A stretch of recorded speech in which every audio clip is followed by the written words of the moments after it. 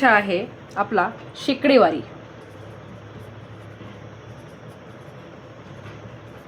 आज आपण बघणार आहोत शेकडेवारी. शेकडेवारी काय असते, ती कशी काढायची आणि तिचा स्कॉलरशिपच्या परीक्षेत कसा फायदा होईल ते आपण बघणार आहोत.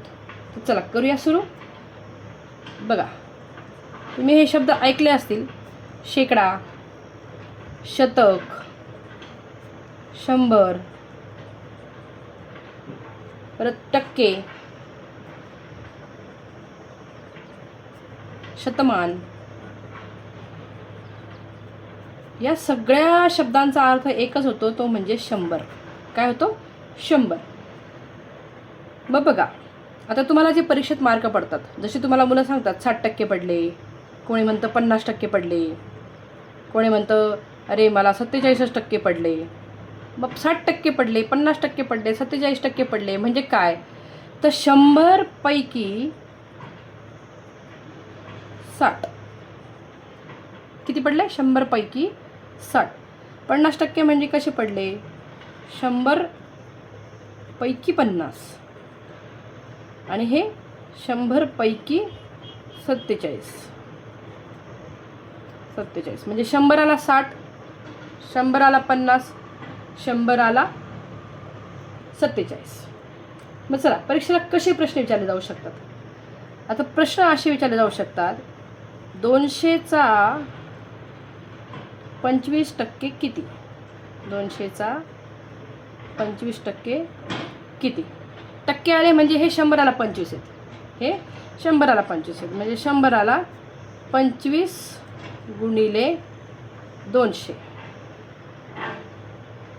मग 25 एक 25, 25 चोक 100, 25 एक 25, 25 चोक 100. 4 दुने 8, 4 दुने 8 म्हणजेच किती? 80%.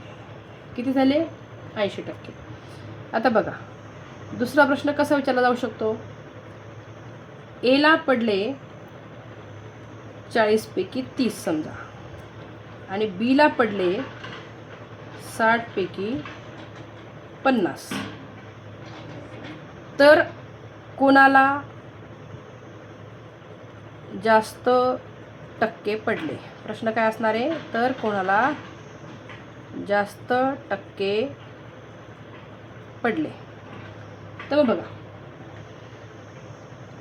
40 पैकी 30 गुणिले 100 असे येईल ते. मग 0 गेला, 0 गेला. 10 त्रिक 30 म्हणजे 300 भागिले 40, 300 भागिले 40. 4 एक 4, 4 7 28. 30मधनं 28 गेले, उरले 2. 4 7 28, उरले 2, आणि 4 5 20. बघा कसं केलं आपण इथे: 4 एक 4, 4 7 28, 30मधनं ह्या 30मधनं 28 गेले, 2 खाली उरले. मग 4 5 20 म्हणजे किती टक्के पडले? 75% पडले. एला 40 पैकी 30 म्हणजे किती पडलेत? 75% पडलेत. आपण जोपर्यंत टक्क्यांमध्ये रूपांतर करत नाही तोपर्यंत आपल्याला हे सांगता येत नाही की मार्क कोणाला जास्त आहेत, एला किंवा बीला. आता दुसरा आहे बी, ज्याला 60 पैकी 50 पडलेत. त्याचं पण आपल्याला टक्क्यात रूपांतर करावं लागेल. ते कसं करणार आपण? 100 गुणिले 60 पैकी 50, 50 60. मग पुन्हा इथे खाली सोडूया. 0 गेला, 0 गेला. 10 5 50, 500 उरले. 500 भागिले 6, 6 एक 6, 6 8 48. पुन्हा इथे 50 आले. 50मधनं आपण 48 वजा केले, उरले 2 म्हणजे हे झाले 20, आणि 6 त्रिक 18. आता इथे पॉईंट येतो बघा, 6 त्रिक 18. 20मधनं 18 गेले, 2 उरले. इथे पॉईंट घेतला तर पुन्हा 20 तयार होईल, म्हणजे पुन्हा 3 होईल. असे हे टक्के 3 3 3 ने वाढत जातील. मग आपण पकडूया 83.33. किती?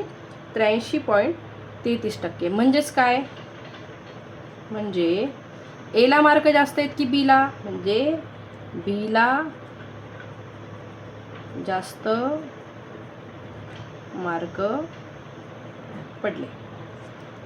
आता पुढचा प्रश्न बघूया. बघा आता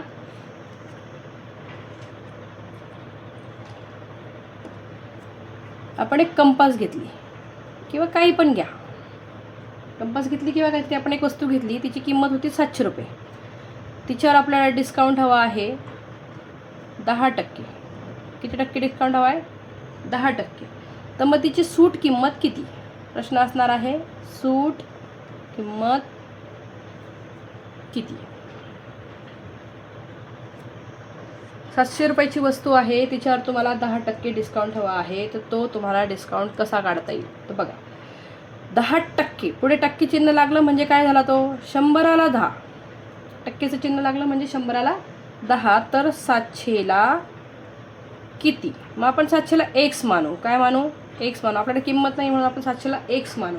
आणि ह्या xची किंमत जर काढायची असेल तर आपल्याला ह्या चारींमध्ये तिरकस गुणाकार करावा लागतो. मग 700 गुणिले 10 भागिले 100. x बरोबर काय? 700 गुणिले 10 भागिले 100. 0 गेला, 0 गेला, 0 गेला, 0 गेला. 10 7 x बरोबर 70 रुपये उरले. किती रुपये?